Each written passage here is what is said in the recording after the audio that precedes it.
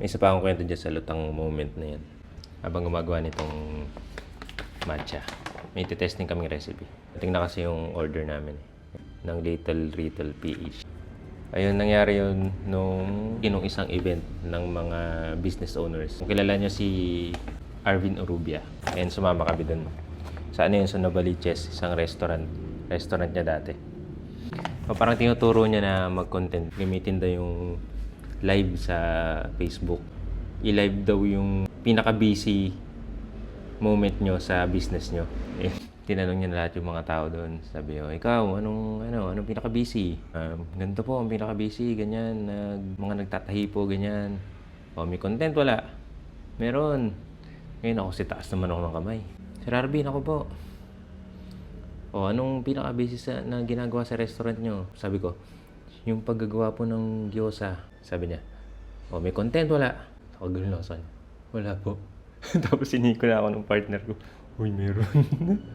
Sabi ko, ay, opo pala, meron po pala. Pagtanto mo na lang pagkatapos, makikita niyo kung gaano talaga ako lutang. Tsaka, lutang ba yun o ano lang, bopals lang. Ba to? Dapat may ano to no? Yung whisker ba yun? Yan, natunaw naman na. Tingnan natin dito.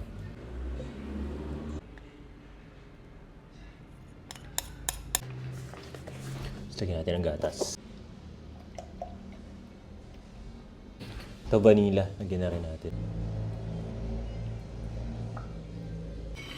Mix muna natin. Then ice.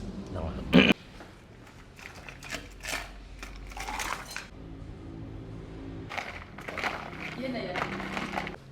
Sakto lang yung tamis. Tsaka linamnam ng gatas.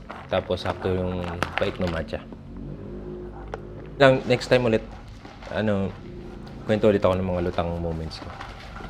Pag may naalala. Thank you. Bye-bye.